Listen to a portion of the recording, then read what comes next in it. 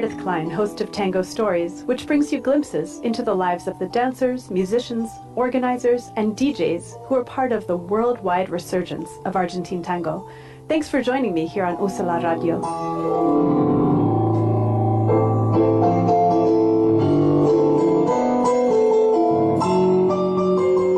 For joining us on Tango Stories today here on USALA Radio. I'm your host, Meredith Klein. My guests today are Elly Fernandez and Kristin Balmer, two tangueras and also tango teachers in the Philadelphia area. Welcome, Kristin, and welcome, Elly. Thanks, Meredith. Happy to be here. Thanks for having us. Very glad to have you. So Kristin and Elly are here today to talk about a youth tango retreat that they're going to be leading on Saturday and Sunday, November 10th and 11th for kids ages 13 to 17. And we already got to learn a lot about you, Kristin, when you were here with us on Tango Stories in August. So today we're going to start by talking with Elly because it's your first time here. So again, thank you for being here. So talking about tango and youth, I know you started dancing when you were actually a small kid, right? Yes. Yeah. I started with ballet, tap, and jazz, that trifecta that many young girls start with. Uh-huh. Yeah. And then before very long, you were doing partner dancing as well. Is that right? Yes. Right in the height of those middle school years when so much change is happening in so many different ways. That's when I decided to throw in a change in my dancing repertoire as well, because why not? So how did it come about, and what partner dance did you start with? My school that I was a part of was a school in the middle of nowhere, but they really valued the arts, which I think was quite remarkable for that time and still remarkable for today. And that school had what was called a show choir. A while ago, there was a TV show called Glee, that was really popular, and that was all about show choirs. So I did show choir before Glee was a thing, and it was really exciting to me when that TV show came out, because I was like, yeah, that's exactly what it's like, being a part of a show choir at that age. That TV show really captured what that experience was like. So that's where I encountered partner dancing. Minus the Slurpees. Minus the Slurpees, yes. Yeah, there was not bullying with Slurpees, and actually being a part of show choir at my school was the cool thing to do. Well, that's amazing. Yeah. Gosh. It wasn't a we should thing to make fun of. All of us arts infused people should have that childhood, right? I was really glad to have that sense of belonging at that time, because it was a great mood booster, and it really made me feel like I was a part of creating something special and that my voice was valued. So 2 questions. One, for those of us who only ever sang in normal choirs where you stand still, yes, or you try to not fall off the risers. I think we need you to explain to us what a show choir is, but then tell us how that led to your doing partner dancing. Yeah. So show choir, like you said, there was a contrast between the normal choir of standing on risers and hoping you don't fall, and show choir was you're not just going to stand. Now you're going to dance with a partner, probably clap and sing at the same time. But that's all impossible. It was, yes.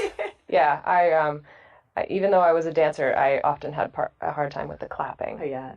Once you sang and moved and clapped, that was a great feat for me. Yeah.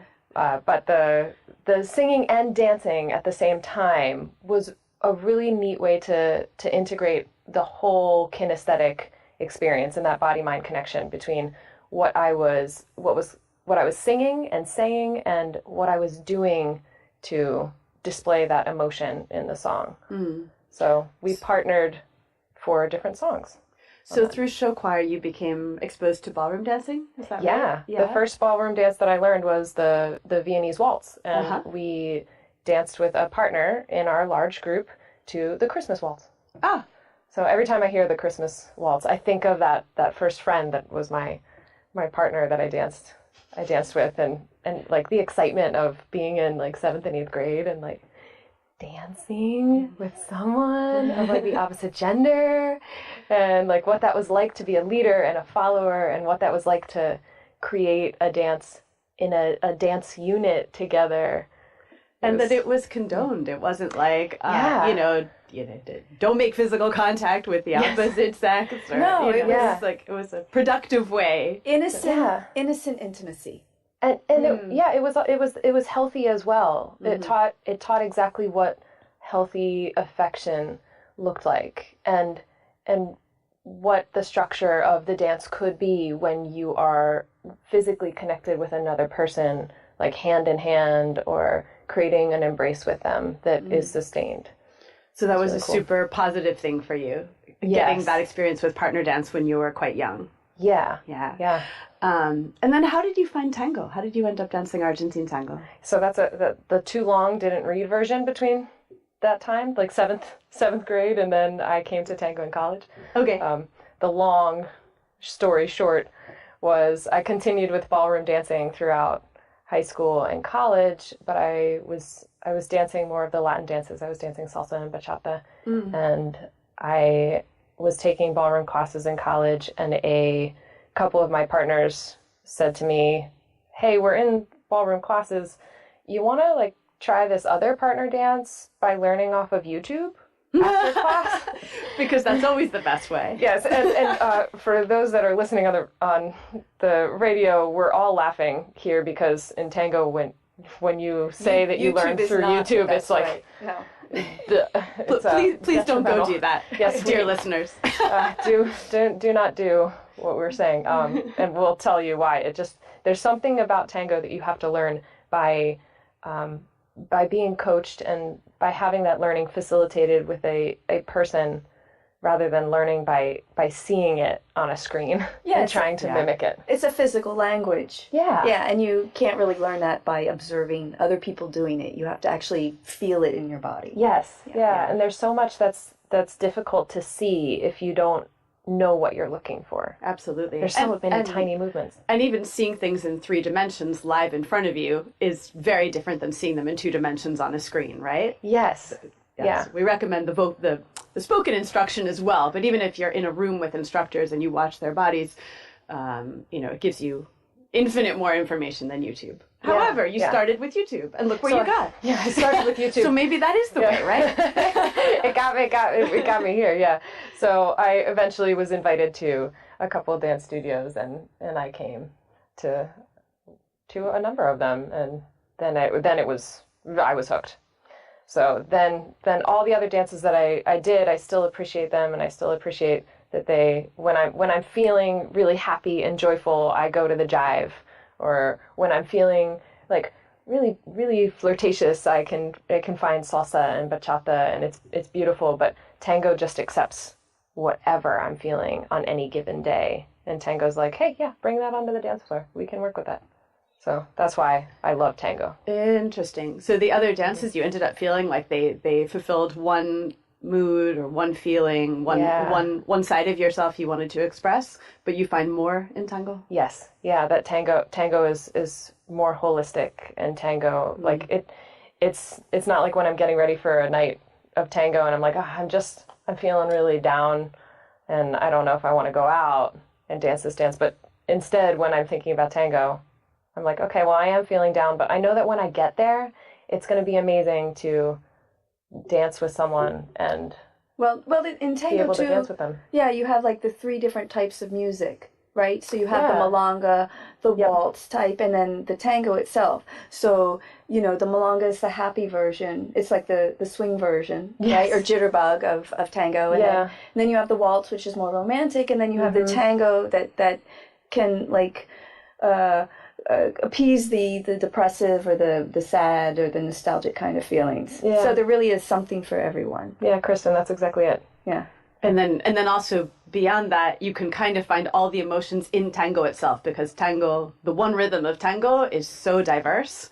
So it does have the sad nostalgia, the heartbreaking, but then also, I mean, the Rodriguez that you love to listen to is, even if the lyrics are sad, the music is so effervescent and upbeat that it, you feel like you feel bouncy inside, even when, he's talking about 40-year lost love, never recovering from kind of thing, Well, having said all that, we're going to take a break and listen to our first tango. So we were thinking together about tangos and tango valses and milongas about youth, right? Because we're here to talk about the youth tango retreat.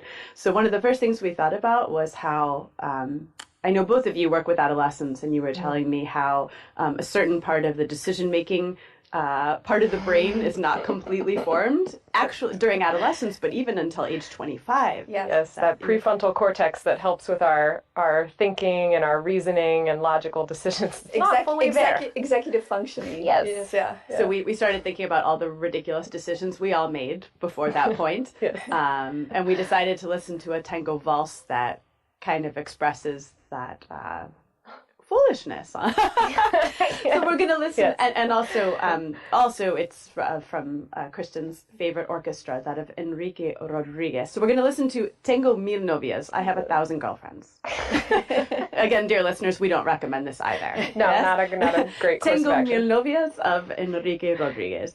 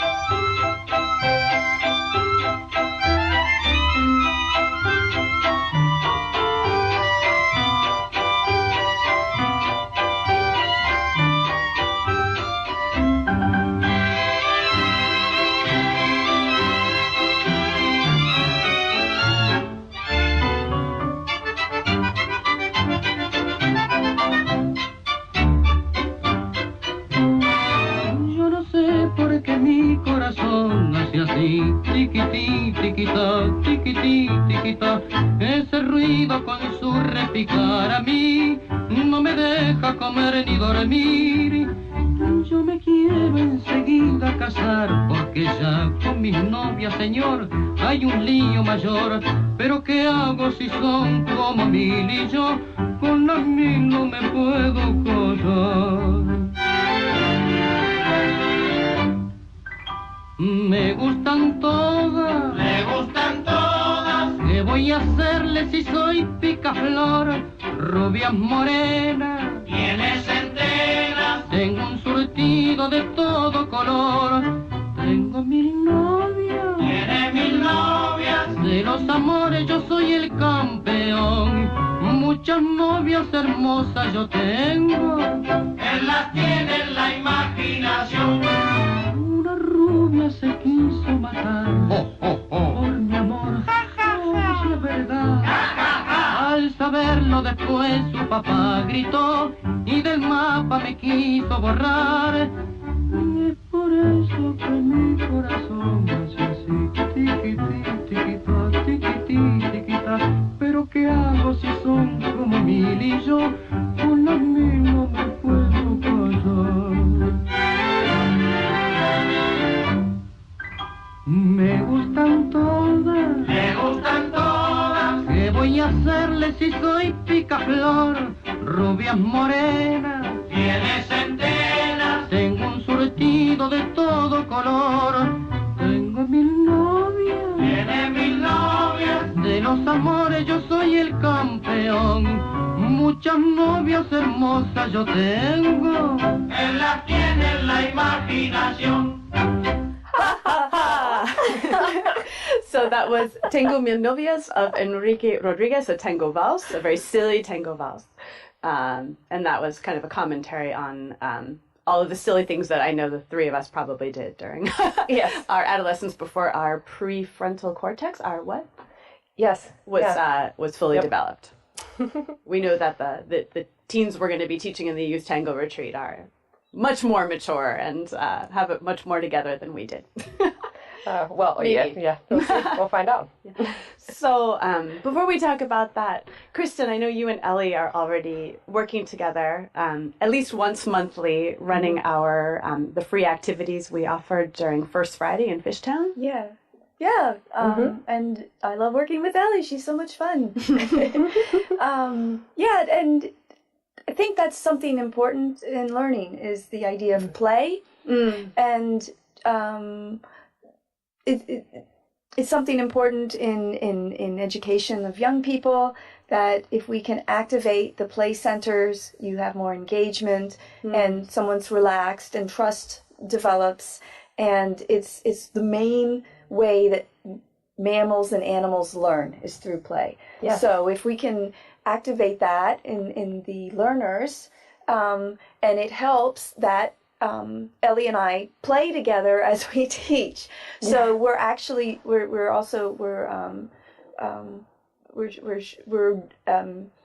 teaching by doing. Yes. Yes. We become models for how to interact with each other with respect and fun and joy. Yeah. Would you say that? Yes. Yes. Absolutely. Okay. That's yeah. The element of play is really strong in education.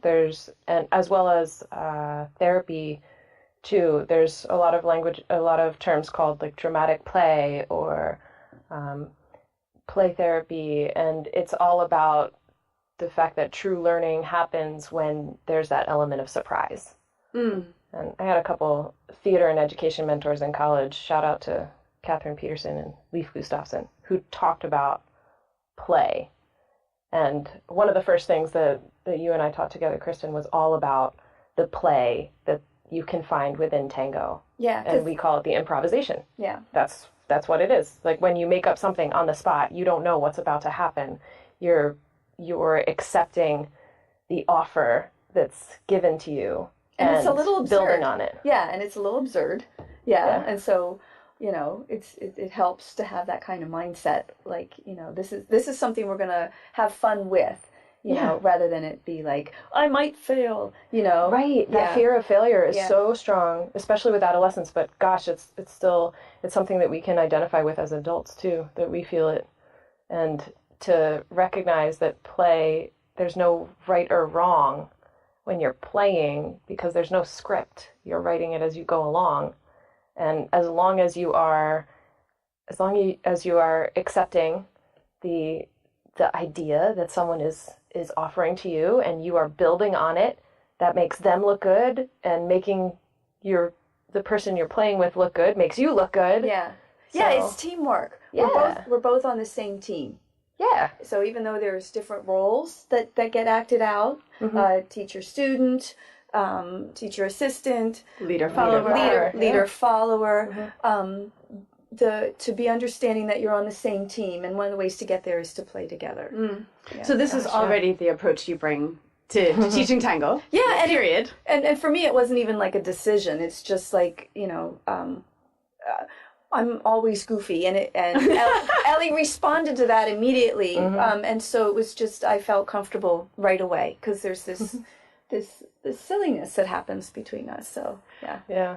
And so that feels like that interaction between you and that experience you have teaching tango together feels like the perfect background to bring into this youth tango retreat to teaching tango to adolescents. Yeah, there's this stereotype that tango is like always serious. Yes. And in at least the way that I like to dance it, there are times when it's serious, but a lot of the times, because it's so improv'd, that you don't know what's going to happen, and whatever surprise happens, you have to laugh about it.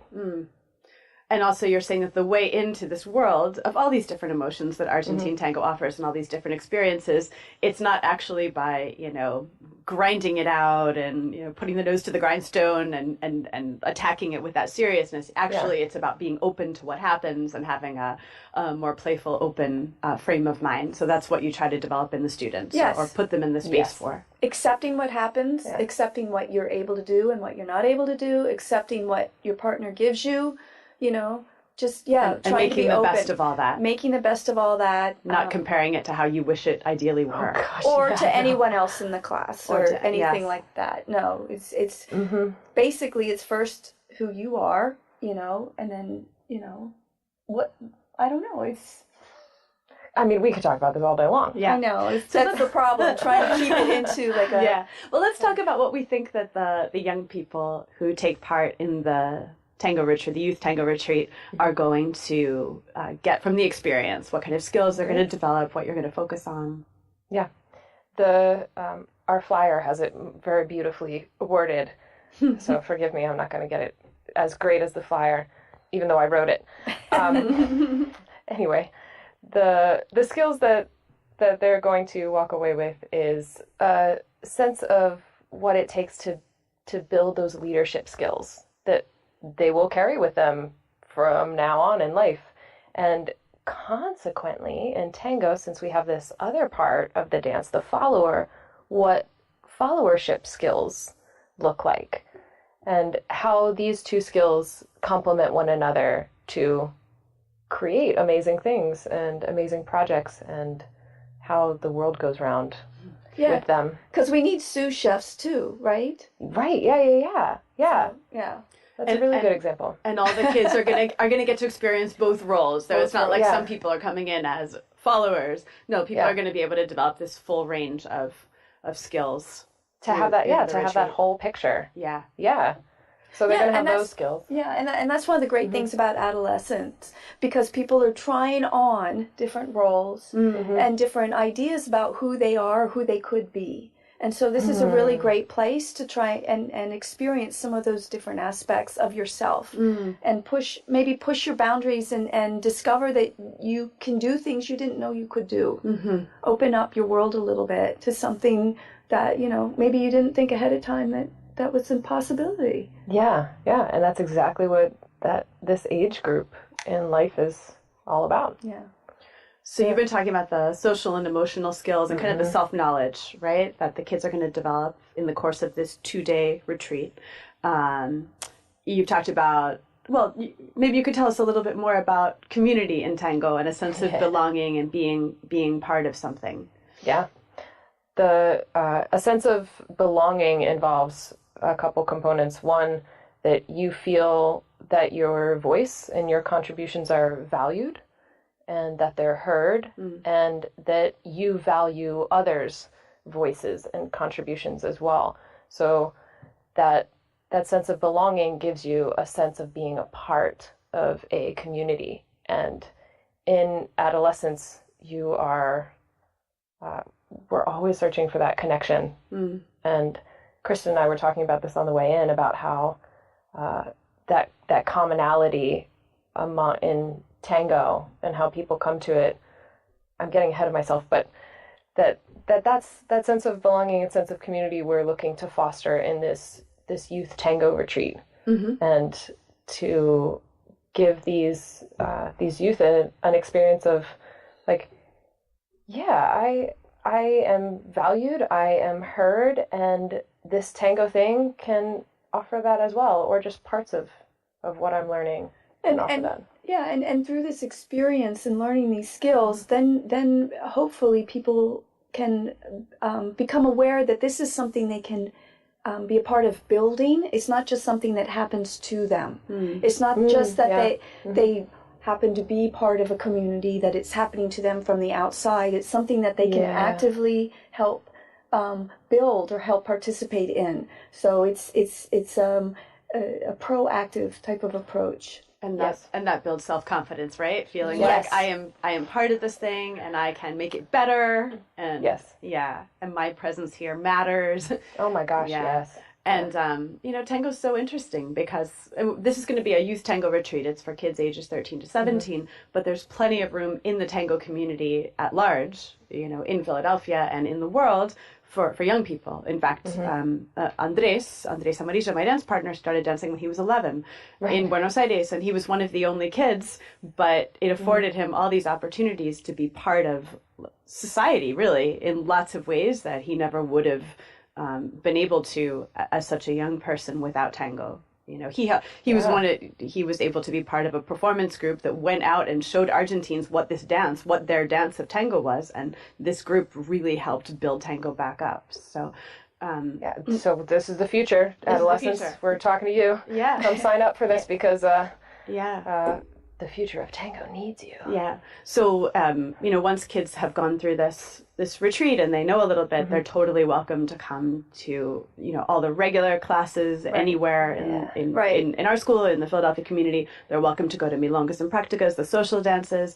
And, really generally the community's like super happy when they see young people coming out and dancing because it completes the picture. And I wanted to say too that for the public at large, you sort of have to ignore how society portrays this dance in a way, because they portray it as kind of like this passionate, sexy thing. Oh, good point. Yeah. And we already forgot that people see it that way. Yes, because it's not like that for us. It's not that way. It's not that way. It's more about learning to communicate, and you don't have to partner with someone of the opposite gender, or you can. It's about learning to lead and follow, and it's about learning to be intimate but not sexual. And there's also this quality too of meditation.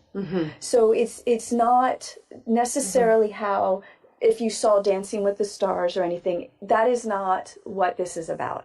Totally. Yeah, Kristin, that's a really good point to bring up. It's really important. Yeah. So when tango became popular around the world, a lot of different communities and dance styles were like, okay, we want our tango. And one of them was a kind of ballroom show tango. And the part of tango that they grasped onto was this idea of intimacy, and they made it really sexy. Yeah. But for us who dance Argentine tango, we may have come and thought that it was going to be like that because those are the images we've seen beforehand. But once you're dancing and you're part of the community and you're in the classes, you realize that sexiness has nothing to do with it. And in fact, there's no room for that, because once you're in the arms of so many different people, creating an embrace, creating an experience, it's really not, it certainly doesn't feel right to bring sexiness to all of those encounters. Well, there's no room for it. You quickly realize that that's not going to be part of your experience. No, there's no room for it, because if you're really trying to communicate with the other person and respect the whole room and hear the music,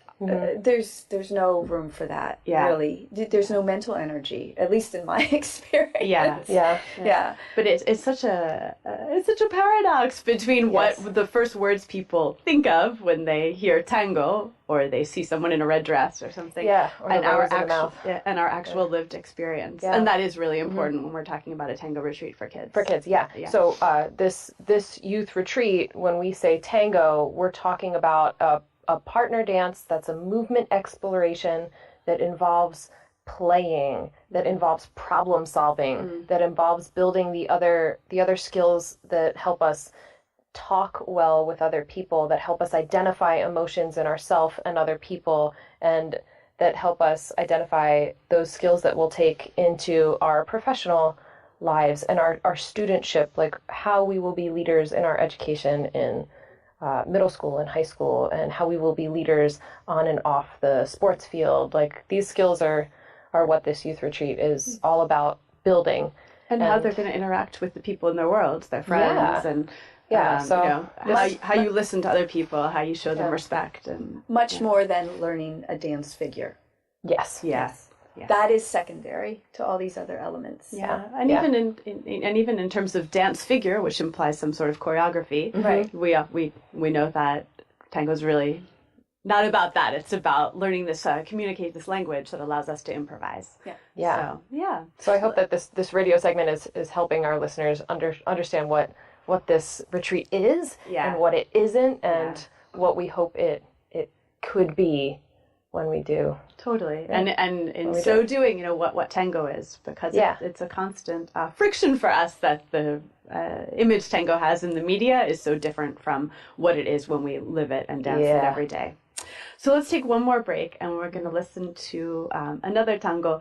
So I remembered thinking about kids and tango. I remembered an image from the tango Cafetín de Buenos Aires about a young boy looking in through the window at this cafe culture, coffee culture, and like imagining what it would be to be part of that, to be grown up and live that. So it's Cafetín de Buenos Aires, and it's from before Astor Piazzolla created something completely new in tango. He had his own orquesta típica, a typical tango orchestra. So it's from his orquesta típica, that of Astor Piazzolla. Cafetín de Buenos Aires. How perfect.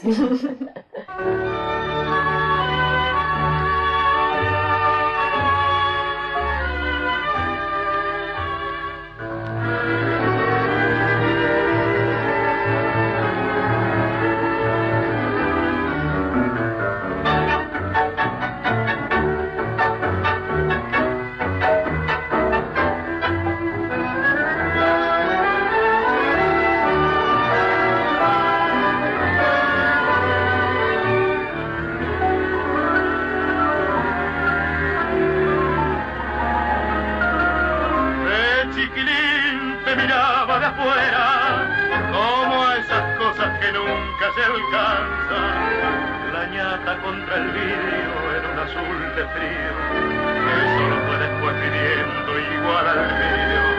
Como una escuela de todas las cosas, ya de muchacho me diste entre asombros el cigarrillo, la fe en mi sueño y una esperanza de amor.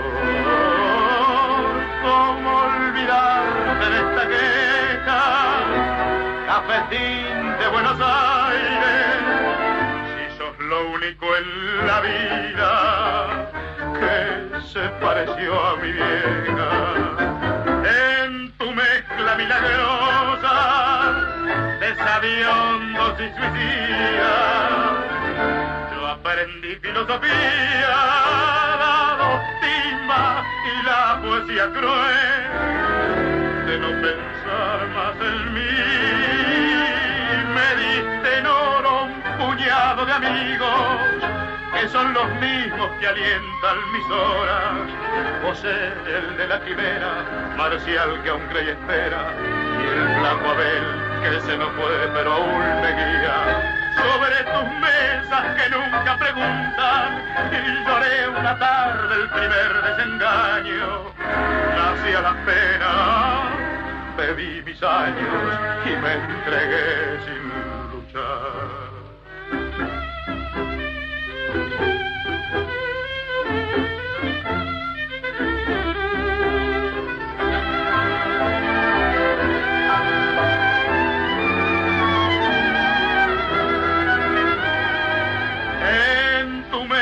Milagrosa de sabiondos y suicidas, yo aprendí filosofía, la timba y la poesía cruel de no pensar más en mí. Oh, wow, that's a very mature sounding 11-year-old boy. Totally. I think that he's looking back on his 11-year-old self from, that constant theme of nostalgia, right? I love that the song is all about a child longing to be a grown-up, because I feel like that's the motif to so much in adolescence that we're all wishing as teenagers, like, oh, I just can't wait to be an adult. I can't wait. And then you get there and you're like, oh, I wish I was back in my youth again. and this so is it's why like this we have these songs. catch-22. It's crazy. It is really crazy. Yeah. Anyways, I'm really, really excited. It's something I've wanted for a long time, that the Philadelphia Argentine Tango School would start to have kids programs. So we're starting out with this youth tango retreat that will take place Saturday and Sunday, November 10th and 11th, from 2 to 4 p.m. each day. Some of the feedback we've gotten is that a lot of kids have different schedules Saturday and Sunday and are only available one of the days. So you can sign up for both or for one day. We've made that possible. Yes. Bring an extra pair of socks. Oh, good idea. Very good point. So you don't actually need tango shoes or any shoes to dance tango, but you do need to be able to pivot on the floor. And one of the best ways to do that is in socks, because you can still feel the floor and you don't have to spend money except on a pair of socks. Yes. And maybe there'll be an award for the person who brings the cutest socks. Oh, that's a great idea. That'd be great. Tango swag. Tango swag, Great like a water bottle. We got one of those for the person who brings the best socks. So you can learn more, and you can also see the biographies of Elly and Kristin at PhiladelphiaTangoSchool.com. Yeah, PhiladelphiaTangoSchool.com to learn more about Kristin and Elly, to learn more about the youth tango retreat, and also to sign up. So it's for ages 13 to 17. Parents, if you're listening out there and you have smaller kids who are interested, we're definitely interested in offering a version of this as well for younger kids, maybe as a weekly class or maybe as another retreat, a kind of more intensive program on a weekend. So we want to hear from you. And you can find contact info to ask questions or give feedback, again, on the website, philadelphiatangoschool.com. If you go to the contact page, you can get in touch with me, Meredith Klein. So anything else to wrap it up, ladies? It'll be a lot of fun. Yes. Yeah, it will be. And I'm really glad that the three of us, Meredith, Kristin, and I, have been able to complement each other's skill set and offer this together. It's going to be fun. Yeah, totally. Absolutely. I'm really grateful to you ladies for coming on the show and also for being willing to spearhead our kids' tango program. Thank you. Yeah, you're welcome. Thank you. See you on the dance floor. See you on the dance floor. So before we really sign off of this part of the show, we're going to listen to one more tango. It's actually a tango valse. And it's something special. It's called Sueño de Juventud, which means, dream of youth, right? So it's very apropos. But it's a modern recording by musicians who live in New York City. Teresia Thailand is actually Swedish, originally Swedish. She works for the UN and was living in Colombia, the country, and met an amazing bandoneon player, Ariel Iyud, and they fell in love and eventually moved to New York. So this is Teresia singing and Ariel Iyud's quartet performing to back her up in Sueño de Juventud. And you can definitely Google them and find out about how you can go hear them play in New York and other places. So, Sueño de Juventud.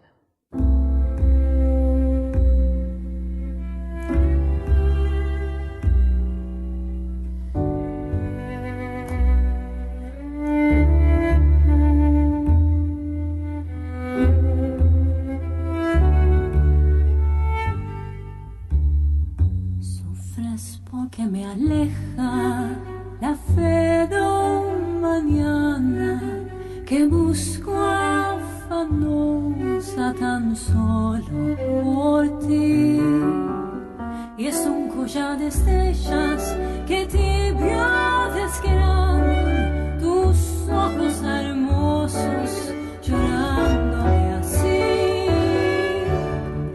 Sueño de juventud que muere en tu adiós, tímida remembranza que añoraré, canto de una esperanza que ambicioné, acariciando tu alma en mi soledad.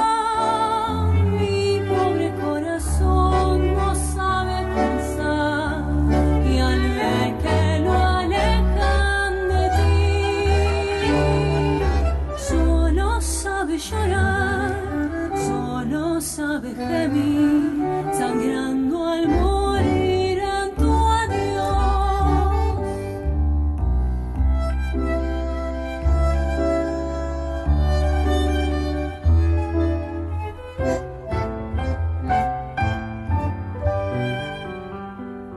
Lírico amor primero, caricia y tortura, castigo y dulzura de mi amanecer. Yo acunaré en mi canto tu inmensa ternura, buscando en mi cielo tu imagen de ayer. Sueño de juventud que muere en tu adiós, tímida remembranza que añoraré, canto de una esperanza que ambicioné, acariciando tu alma en mi soledad. Mi pobre corazón no sabe pensar, y al ver que lo alejan de ti, solo sabe llorar, solo sabe gemir, sangrando al morir en tu adiós.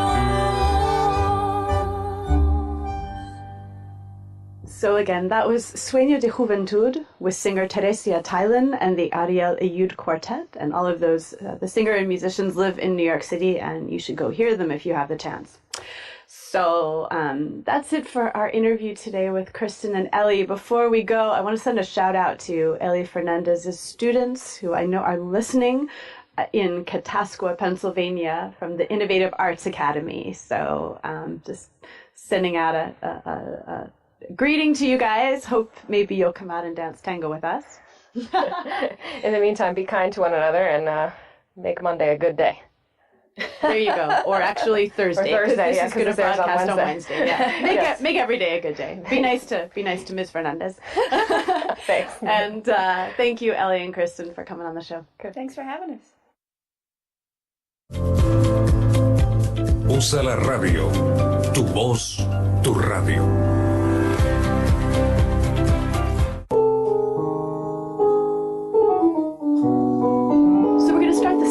Of today's show with a really amazing tanda of music by a modern tango orchestra called La Juan D'Arienzo. La Juan D'Arienzo. So this is one of the greatest tango orchestras currently playing in the world from Buenos Aires and playing in the style of the king of rhythm, Juan D'Arienzo himself.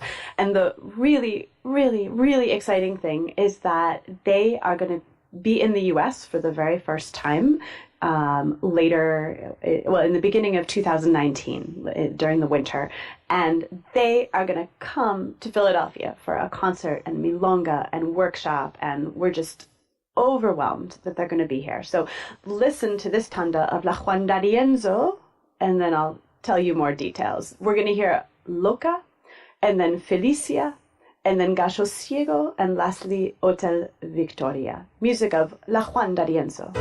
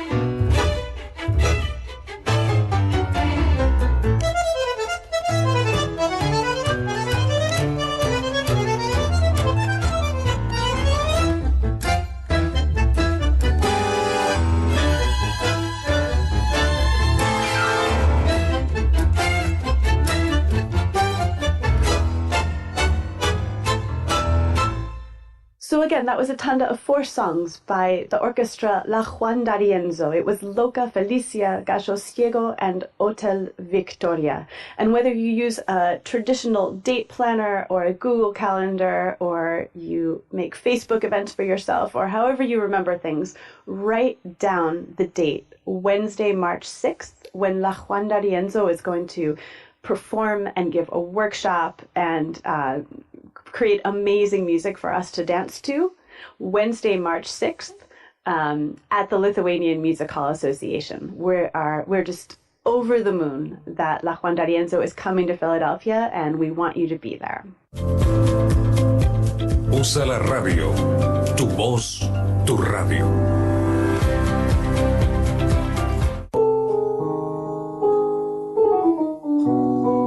So for the very last part of today's show, we're going to listen to one more tanda of music. It occurred to me that in all the time we've been putting tango on the air for you, we've never listened to milonga, which is the really upbeat form of, or the upbeat rhythm that's part of the world of tango. So we're going to listen to 3 milongas by the orchestra of Juan D'Arienzo. And now we're talking about the original D'Arienzo orchestra that started playing in the 30s and actually performed until the 70s. So the original king of rhythm himself. We're going to listen to 3 milongas, which are Milonga Querida, Metafiero, and La Puñalada.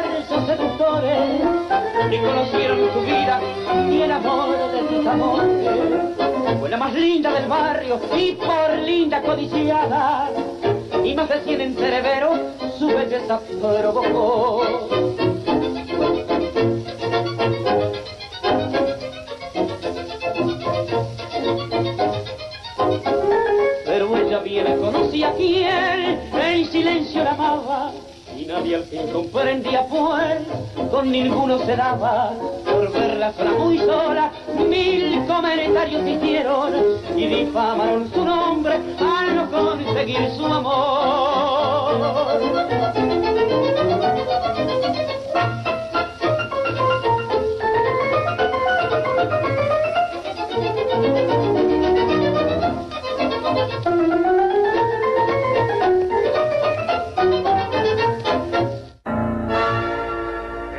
Apronten las parejas, ya los acordes resongan como un llamado compadre a bailar esta milonga.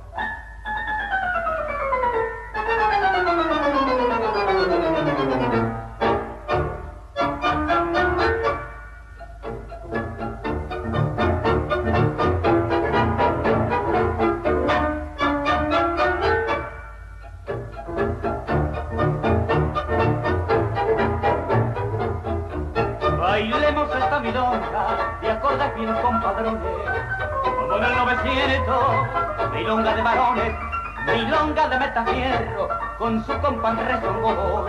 Hay que bailar, muchachos, poniendo en el corazón.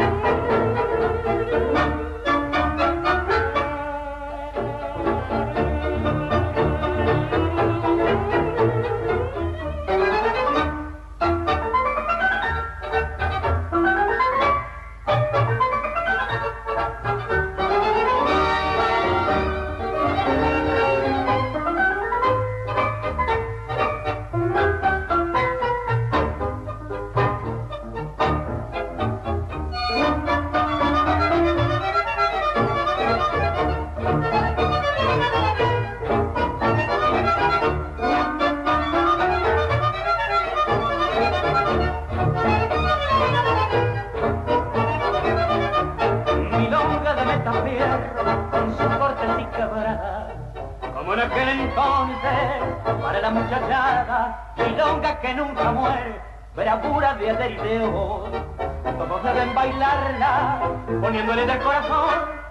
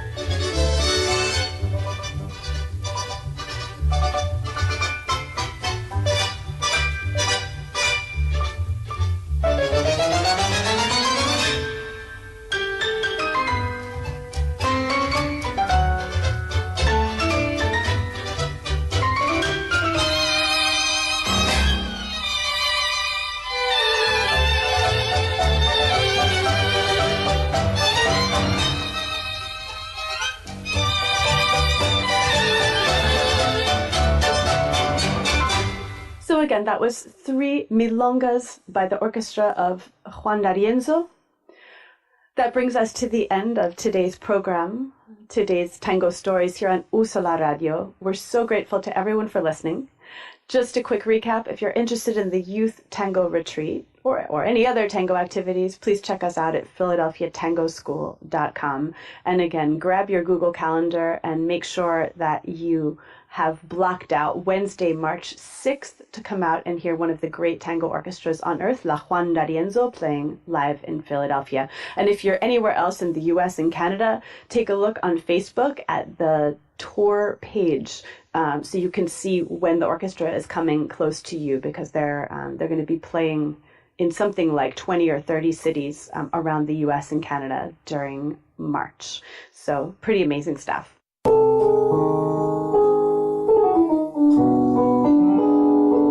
Thanks for tuning into Tango Stories today. I'm your host, Meredith Klein.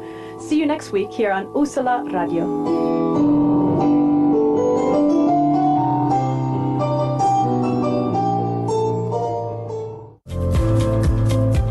USALA Radio, tu voz, tu radio.